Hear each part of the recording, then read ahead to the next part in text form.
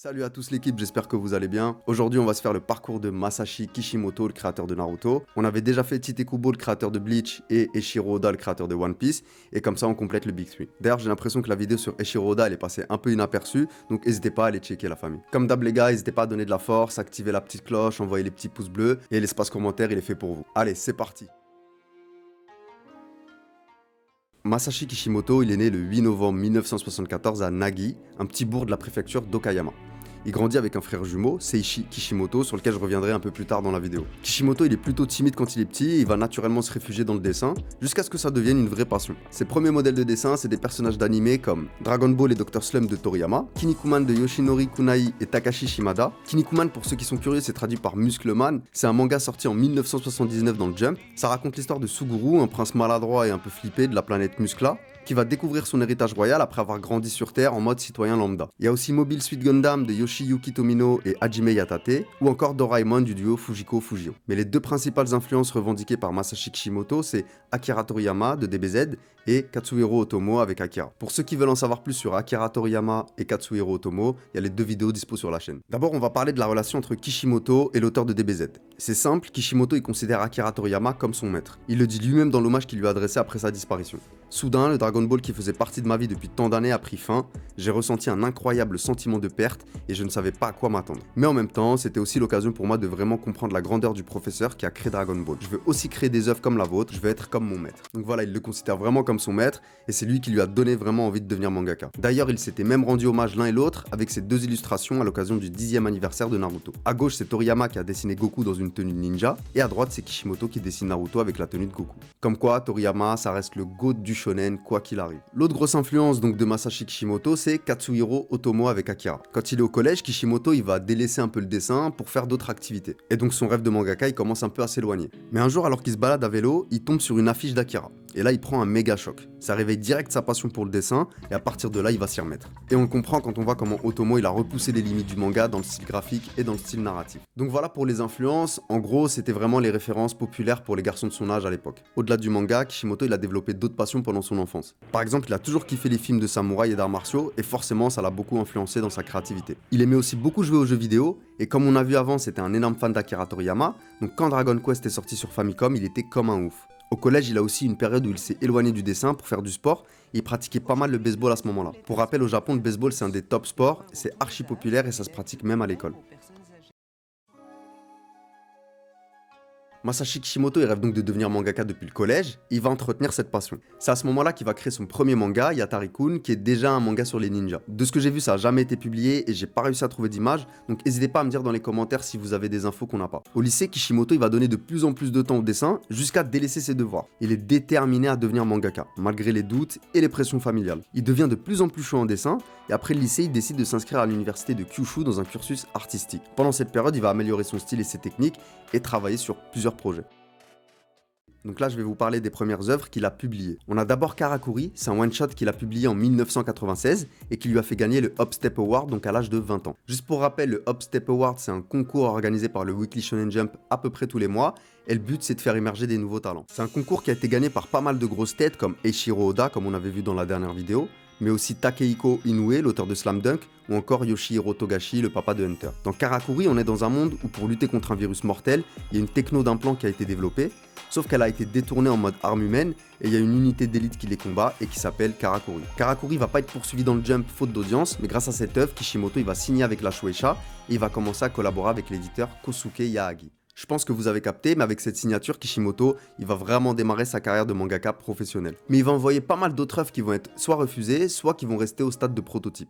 On a par exemple Michikusa qui date de 1996, où on suit 3 écoliers qui trouvent un portefeuille et vont avoir des galères. La même année, en 1996, il propose Asian Punk, qui va aussi être refusé. En 1999, il revient vers le shonen, sur les conseils de son éditeur, et envoie Magic Mushroom, un manga sur un jeune étudiant un peu naze dans une école de magie et qui va trouver un vieux parchemin. Malheureusement pareil, j'ai pas trouvé énormément d'informations sur ce manga, donc n'hésitez pas à nous dire en commentaire si vous avez plus d'infos. Dans cette période, donc entre 1996 et 1999, il est un peu mal parce que même s'il a remporté le Upstep Award avec Karakuri, il n'arrive pas à en faire une bonne histoire et ça va pas être poursuivi. Et dans la foulée, il prend des refus. Donc il commence à se dire que ça devient vraiment chaud. À l'époque, les deux principaux genres dans le manga qui cartonnent, c'est le shonen et le seinen. Donc le seinen, pour ceux qui connaissent pas, même si j'en doute si vous êtes ici, c'est un genre de manga destiné à un public de jeunes adultes où les thèmes sont un peu plus deep et parfois il y a juste de la grosse violence. Kishimoto, lui, il a ouvert la porte par le shonen, mais il veut faire du seinen. Il va donc tenter un truc avec Mario, un manga dans le thème de la mafia. C'est un one-shot qu'il a écrit en 1998, donc avant Naruto, mais qui sera publié en 2013 après des petits ajustements. D'ailleurs, je vous conseille d'y jeter un œil, c'est assez stylé, et le personnage principal, Mario, il ressemble vraiment à Naruto, mais en mode sombre.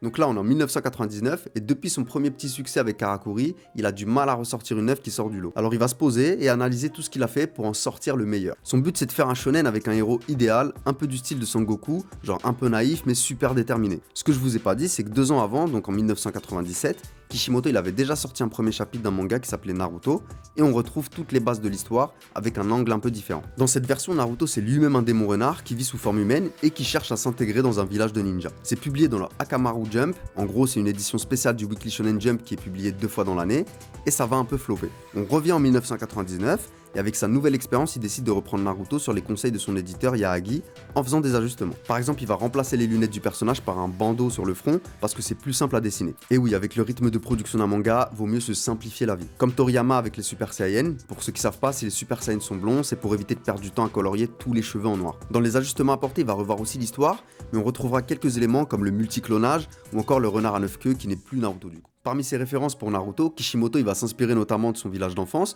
où il y avait une base militaire avec des camps d'entraînement. Il y a une autre inspiration qui est super populaire et c'est sûrement la plus connue, c'est le lien entre Naruto et les ramen. Et en fait ce lien il se fait à plusieurs niveaux. Dans une interview, Kishimoto il dit que dans la période où il était dans le doute sur son avenir de mangaka, il s'est dit qu'il fallait qu'il écrive quelque chose qu'il aimait particulièrement. Et en l'occurrence, c'était les ramen. Donc il a commencé à écrire une histoire sur la soupe de ramen, et ça a fini par aboutir à Naruto. Le stand où Naruto a l'habitude de manger s'appelle le Ramen Ishiraku. En fait, c'est le même nom que le restaurant de ramen dans lequel il avait l'habitude de manger pendant ses études sup à Fukuoka. Il y a une autre ref liée au ramen, c'est le nom de Naruto, qui vient de Naruto Maki, qui est une décoration culinaire à base de poisson, avec un petit tourbillon. D'ailleurs, ce petit tourbillon, c'est le symbole de la famille Uzumaki. Uzumaki qui veut dire tourbillon.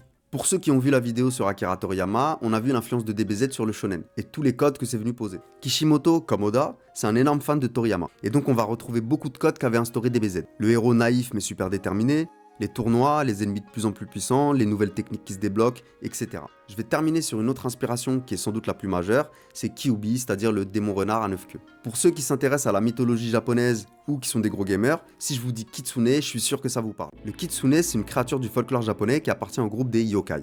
Les yokai, j'en avais parlé dans la vidéo sur Titekubo. Et en gros, c'est des démons des mythes japonais. Donc le kitsune, c'est un démon à la forme de renard qui devient de plus en plus puissant avec le temps et qui finit par développer 9 queues quand il atteint 1000 ans. Il peut aussi se métamorphoser, la plupart du temps femme séduisante, pour tromper les humains. D'un côté, le kitsune, il est bienveillant et sage, et de l'autre, il est plutôt destructeur. La figure du kitsune, on la retrouve dans d'autres grosses franchises comme League of Legends avec Harry, ou même déjà dans Pokémon avec Fenard.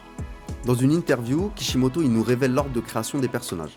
Le premier c'est Naruto, puis il avait besoin d'un personnage qui serait une sorte de figure paternelle ou grand frère, donc il a créé Hiruka, puis il lui fallait un chef pour le village, donc il a créé l'Hokage, et enfin il fallait un mentor à Naruto, donc il a créé Kakashi. Dans les anecdotes de la création, on sait qu'il y a des personnages qui n'étaient pas prévus au départ, comme Sasuke. En fait, au départ, Kishimoto il voulait pas de rival à Naruto, mais c'est sur les conseils de Yaagi, son éditeur, qu'il l'a créé. C'est d'ailleurs pour ça qu'il arrive plus tard dans le manga. Donc voilà, le premier chapitre de Naruto il sort en 1999, et le succès il est immédiat. Ça va rapidement devenir un des top mangas du Weekly Shonen Jump. Le succès il est tel que Kishimoto il va devenir un des mangaka les plus riches du Japon, avec une fortune personnelle estimée à plus de 20 millions de dollars. Et je sais ce que vous vous dites parce que je me suis dit exactement la même chose, 20 millions d'euros c'est quand même rien par rapport au succès qu'a fait Naruto. Le manga il va avoir 72 tomes publiés entre 1999 et 2014, avec un total de plus de 250 millions d'exemplaires vendus, ce qui en fait le 6e manga le plus vendu de tous les temps. Évidemment, avec le succès du manga, ça va être très rapidement adapté en animé, et donc dès 2002, il y a un animé qui va être réalisé par les studios Pierrot et Aniplex. On avait déjà parlé du studio Pierrot avant, c'est ceux qui ont fait les Mystérieuses Cités d'Or, Yu Yu Hakusho ou encore GTO. Aniplex, c'est ceux derrière Bleach, City Hunter ou encore Demon Slayer. Il va y avoir aussi des films, des jeux vidéo et des goodies en pagaille. Comme pour tous les mangaka qu'on a déjà vus ensemble, le rythme de production d'un manga hebdomadaire, c'est super hard. Je pense que vous commencez à capter le délire, mais publier un manga en hebdomadaire dans le Weekly Shonen Jump, c'est mettre sa vie entre parenthèses. Masashi Kishimoto, après 15 ans de publication, il décide de clore Naruto en 2014. 2 ans plus tard, il va superviser la création de Boruto, qui est la suite directe de Naruto et dans lequel on suit son fils. Ça a été écrit par Ukio Kodashi et dessiné par Mikio Ikemoto. Ukio Kodashi, c'est à la base un romancier et il a écrit pas mal de scénarios pour des séries comme Code Geass ou Gundam. Mikio Ikemoto, lui, c'était l'assistant chef de Kishimoto sur Naruto entre 1999 et 2014. Donc voilà, Kishimoto, l'œuvre de sa vie, c'est clairement Naruto. Mais il avait quand même sorti quelques trucs, on en a vu quelques-uns au début de la vidéo, mais on sait aussi que c'est quelqu'un de très curieux qui aime essayer de nouveaux genres. Il avait tenté le seinen avec Mario, le manga sur le thème de la mafia, mais en 2010, il s'est aussi essayé au manga de sport avec Yaki Yuo ou Bench, qui est un manga autour du baseball. Et je trouve qu'on reconnaît encore sa patte rien que sur la cover. Après la fin de Naruto, il va se laisser un peu de repos avant d'attaquer un nouveau manga, Samurai 8, la légende d'Ashimaru. Cette fois, c'est un manga de science-fiction qui va être publié dans le Weekly Shonen Jump de 2019 à 2020. Dans cette histoire, on suit Ashimaru, c'est un jeune garçon qui a la santé un peu fragile et qui passe tout son temps à jouer aux jeux vidéo plutôt que de sortir de chez lui. Son rêve, c'est de devenir un samouraï comme le personnage dans son jeu. Un jour, il y a une espèce de chat samouraï qui s'appelle Daruma qui va venir le chercher, et en gros, il lui explique qu'il cherche des enfants à travers la galaxie qui sont capables de devenir samouraïs dans le but de trouver la boîte de Pandore et sauver l'univers. Kishimoto, il va s'occuper du scénario et le dessin, il va être confié à Akira Okubo. Akira Okubo, c'est son premier manga et c'est le frère de Atsushi Okubo qui est le créateur de Soul Eater et Fire Force. Comme quoi le manga, ça peut aussi être une histoire de famille, comme on va le voir encore après. On a beaucoup parlé du travail et des réalisations de Kishimoto, mais je vous ai pas dit grand chose sur sa vie perso. Bon, déjà, comme tous les mangaka, c'est quelqu'un d'assez discret et on sait assez peu de choses finalement. Mais on a quand même quelques infos. Déjà, Kishimoto, il a un frère jumeau qui s'appelle Seishi Kishimoto et qui lui aussi est mangaka. Il a notamment créé Satan 666 et Blazer Drive qui sont tous les deux des shonen. Satan 666, ça a fait un petit succès, c'était publié entre 2001 et 2007 dans le Monthly Shonen Gangan de Square Enix, donc le même magazine que Fullmetal Alchemist. Ça a été compilé en 19 volumes et vendu à 20 millions d'exemplaires.